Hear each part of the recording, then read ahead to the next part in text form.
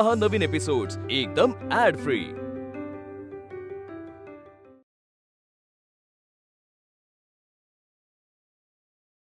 जो धर्म एखाद्याच्या जन्मावरून एखाद्याला उच्च आणि एखाद्याला स्पृश्य लेखत असेल तर तो धर्म नसून माणसाला गुलाम बनवण्याची कूटनीती आहे। तर मुलांनो, ह्याला कोण सोडवेल?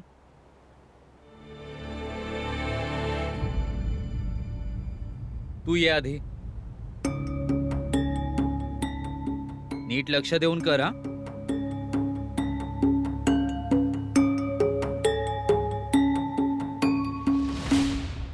बरोबर आहे ना व गुरुजी? चुकीचं आहे, जा जागेवर बस। आणि तुमच्यामधून अजून कोणी? गुरुजी, जमेल का तुला की उत्साहाच्या भरात असाच हात वर केलायस? हा, मी करू शकतो। असं जर समज तू चुकलास तर बाहेर उन्हात कोंबडा बनवून उभा करीन। चालेल गुरुजी। चलिए।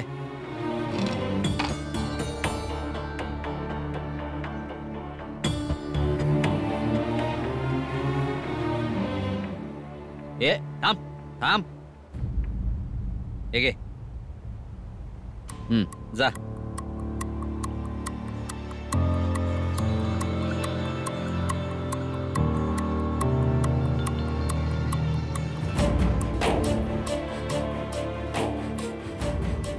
गुरुजी, बरोबर आहे का चुकलं? खडू तुझ्या जवळच ठेव, ह्याचा खडू कोणीही वापरायचा नाही, बरं का? ए शांत बसा, एकदम शांत। ए चल जा जा, चल आता तुझी पाळी। चल ये।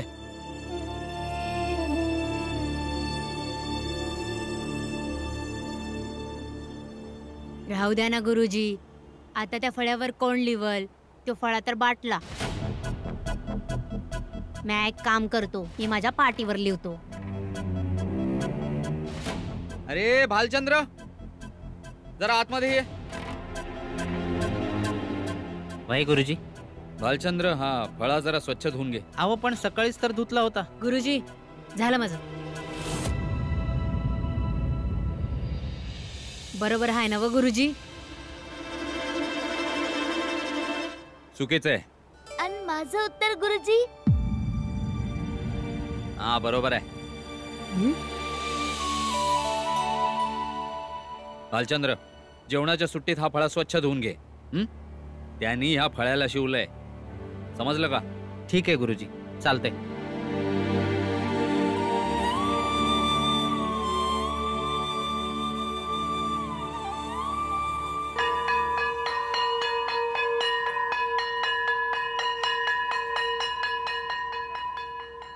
तुमचं नाव काय म्हणालात? रामजी सकपाळ। कुठली जात? आवपर मालक, तुम्हासनी तर कामाशी मतलब आहे ना? मला जातीशी पण घेणं देणं आहे, कळलं ना? जात जर रस्त्यात आली ना तर त्याची यात्रा खराब होऊ शकते। अरे तुमच्यासारख्या लोकांच्या सावलीच्या पण दूर राहतो आम्ही, आणि तू माझं दुकान सांभाळणार? मूर्ख समजतोस मला? अरे कधीपर्यंत लपवून ठेवलं असतं ते? खूप झालं, आता परत इकडे दिसायचं नाही। चल निघित ना। जो पतूर नाव नाही सांगितलं तो पतूर सगळं ठीक होतं। आता नाव सांगितलं तर नावासोबतच जात जोडली असते बरं का, आणि जातीवरून धर्म, आणि धर्माच्या बाबतीत काही ऐकून घेणार नाही। एक वेळा सांगितलं ना, चल निघित ना, चल निघित ना।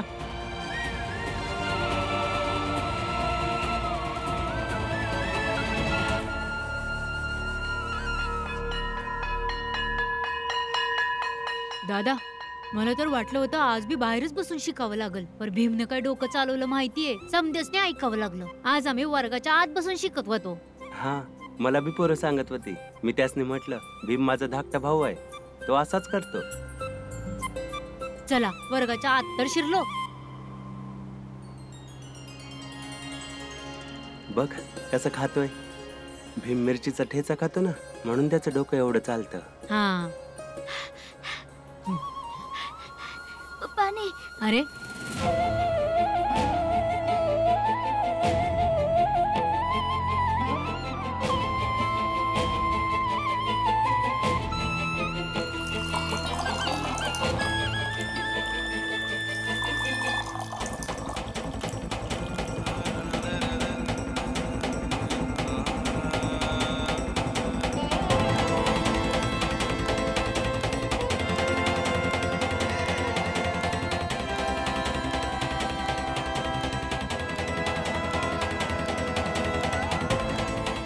मला बी थोडं पाणी पिऊ द्या. मला लय तिखट लागलंय. ए थांब. म्या काय करू? बाहेर जाऊन दुसरं कुठलं तरी पाणी पी. पण इथं पाणी असताना मी दुसरीकडे जाऊन पाणी का पिऊ? तुमच्या जातीच्या पोरासनी या मटक्यातलं पाणी प्यायची मनाई आहे. असं कसं? या पेल्यातनं मी का नाही पाणी पिऊ शकत? लवकर करा ना, तिखट लागलंय. लय तिखट लागले वय. मग हेडमास्टरना जाऊन सांग, ते तुला नवीन प्यायला आणून देतील. मग पीत बस त्यातनं पाणी. आता जा इथून. पोरासनी तहान लागले, त्यांना पाणी पाजू दे. आणि मला तुमच्या जातीवाल्यांना या मटक्यामधलं पाणी द्यायची मनाई आहे. का? सांगितलं ना? चल जा इथून. मग मी घरी निघून जाईन. हा मग जा की. मला कशा पैसे सांगायलास? भीमराव, असं घाबरत राहिलास तर शिकणार कसं? बघा की, हे मला पाणी पिऊ देत नाहीयेत. काय आहे भालचंद्र? अरे लहान पोर आहे, तहानलेलं आहे. दे पाणी त्याला. पण गुरुजी, याच पेल्यातून. एकदा सांगितलेलं कळत नाही वाटतं तुम्हाला. दे पाणी त्या मुलाला.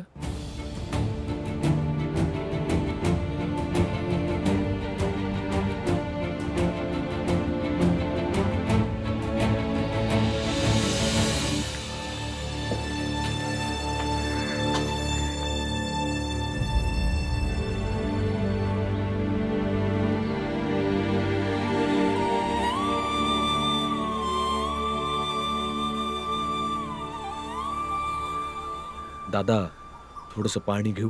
हा, प्या ना. धन्यवाद. ए थांब. जात काय?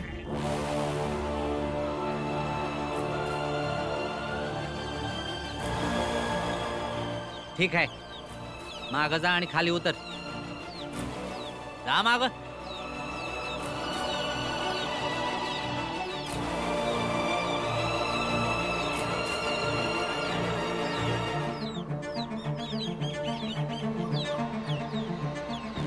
समजलं कुठल्या जातीचं आहे? इकडे ये, देतो मी पाणी.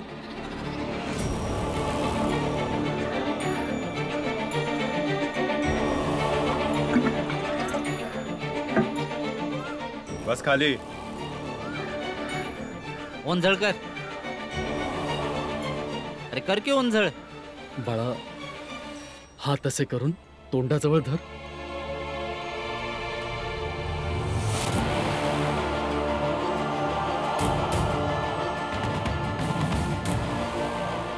बस खाली. बस म्हटलं ना.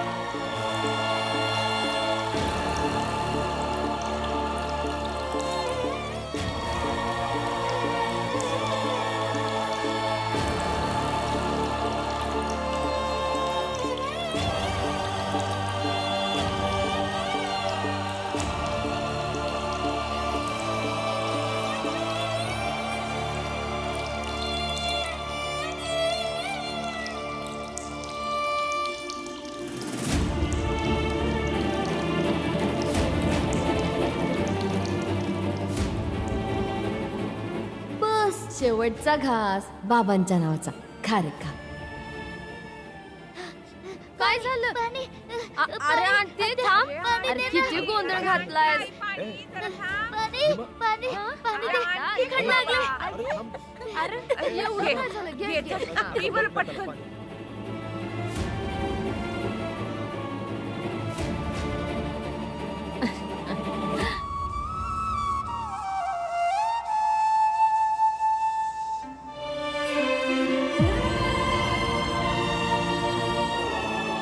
आनंद, या पाणी पिऊन आलो. अरे भीम, अरे हे काय झालं? तुझे कपडे ओले का झाले? अरे तू रडतो कशा पाय भीम?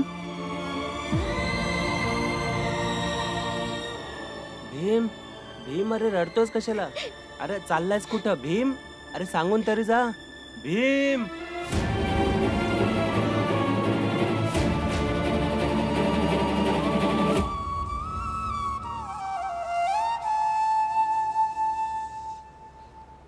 आई तू सारखं असं का करतेस ग? तुला माहिती आहे ना तुझं डोकं दुखतंय, मग कशाला उगाच कापडा शिवतेस? नंतर शिवत बस. अगं नाही, एवढा काय त्रास नाही करीन म्या. आपला भीम आता शाळेत जायचा नव, मग त्याला नवीन कापडा नको. राहू दे आई, मला समज ठाव आहे. तुला सांगून काय बी उपयोग नाही. तू कधी कोणाचं ऐकतेस का? अगं काय ऐकत नाही, हे काम जरुरी आहे म्हणून करते नव. समधी पोरं शाळेत नवीन नवीन कापडं घालून जातात. आता जा तू, बाळाच्या आणि आनंदाची बी कापडं शिवायचेत मला. जा. तुझी तर हद्दच झाली. तुला ना नुसतं कामच करायला हवं, आराम करायचं नावच नाही. ए तुळसा, कसला अभ्यास करते ग? दाखव मला. मी वाचत नाही ताई, विचार करते. तू सांग, आज भीमला वर्गात बसायला मिळालं असेल की आज बी तो वर्गाच्या बाहेर उभं राहून शिकत असेल? एका दिवसात कोण आज जाऊ देणार आहे? एवढं सोपं नाही ते. बाहेरच उभं राहून शिकत असेल तो. आत्या तूच सांग की तुला काय वाटतं? काय बाळा? हेच की भीमा वर्गाच्या आत जाऊ शकला असेल का नाही? एकदा भीम बोलला ना की तो जाणार आत तर जाणार. जर असं झालं असेल तर बाबांना आपल्या समध्यांसाठी मिठाई आणावी लागेल. मी तर आतापासूनच वाट बघते मिठाईची. व्हय व्हय, खाऊन घ्या मिठाई जेव्हा बाबा आणतील. आधी समध्यानी बघा बरं आणि मला सांगा भिवा हे घातल्यावर कसं दिसल? अरे वा वहिनी, किती सुंदर शिवलाय. हा घालून तर आपला भीम अगदी राजकुमार दिसल.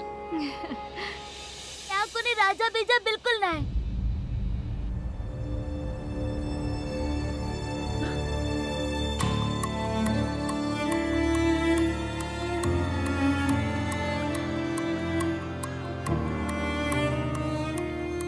आणि कोण म्हणाल तू राजा नाहीस म्हणून?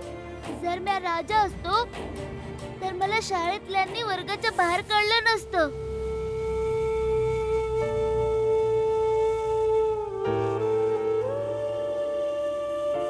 आज मी वर्गाच्या आत बी गेलो होतो तेव्हा गुरुजी म्हणले तुझं दप्तर उचल आणि समदांपासून बाजूला बस. आणि मला समदांसारखं पाणी बी पिऊ दिलं नाही आणि मला म्हणले की हात खाली कर. किती उंचावरनं पाणी टाकत होते माहितीये? ते पाणी माझ्या तोंडात जाण्याऐवजी जमिनीवर पडत होतं. आणि बघ आई, माझे कपडे बी ओले झाले. आई, तू तर मला नेहमी किती मायेनं पाणी पाजतेस आणि ते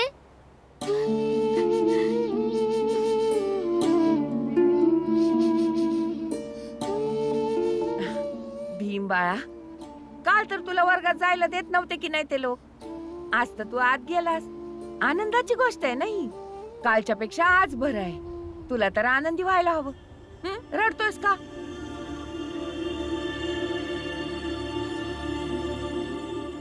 भीमा, हे बघ, मला वाटतंय की तुझी आत्या बरोबर बोलते. जर आज तुला वर्गाच्या आत घेतलंय तर उद्यापासून अजून छान होईल, हो ना? असं रडायचं नाही बाळा. अच्छा, बरं मला हे सांग, तू वर्गाच्या आत शिरलास तरी कसा?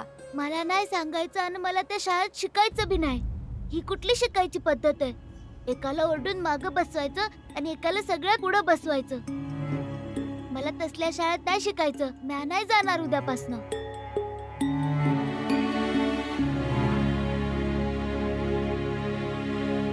भीमा,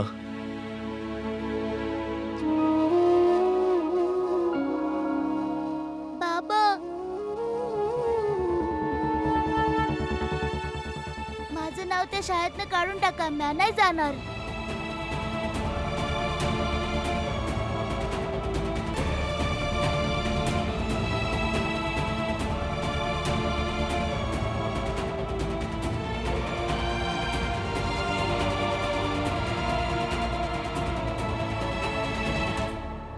तुला शाळेत नाही जायचंय ना? नाही.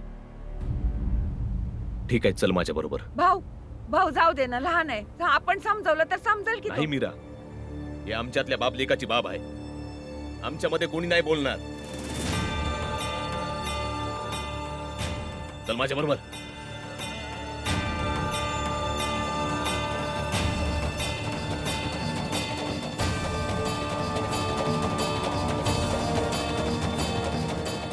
बाबा, माझा हात दुखतोय.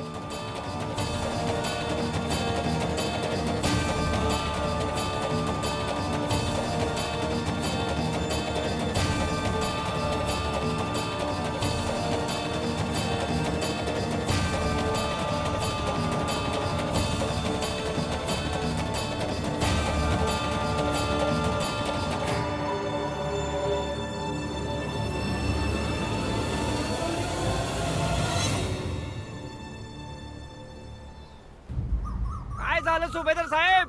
मुलानं चोरी वरी केली काय? जे इतक्या रागात घेऊन चाललंय पोराला. अरे हे तर होणारच होत मंगेश. आता ह्याचं पोर चोरी नाही करणार तर मग कोणाचं करणार? तू एकदम बरोबर बोललास. नक्कीच काहीतरी चुकीचं केलं असेल याच्या मुलाने. सुभेदार साहेब, हे रागाचं भरात माझ्या भीमाला मारणार नाही ना?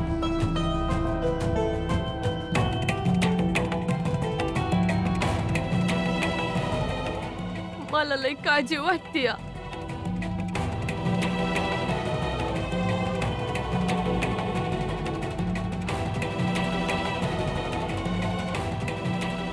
तू बी ना वहिनी, थोडासा वरडल्यावर भाऊचा राग शांत होईल ना. तू काय इतकी चिंता करते? अशीच तुझी तब्येत बरी नाही आहे.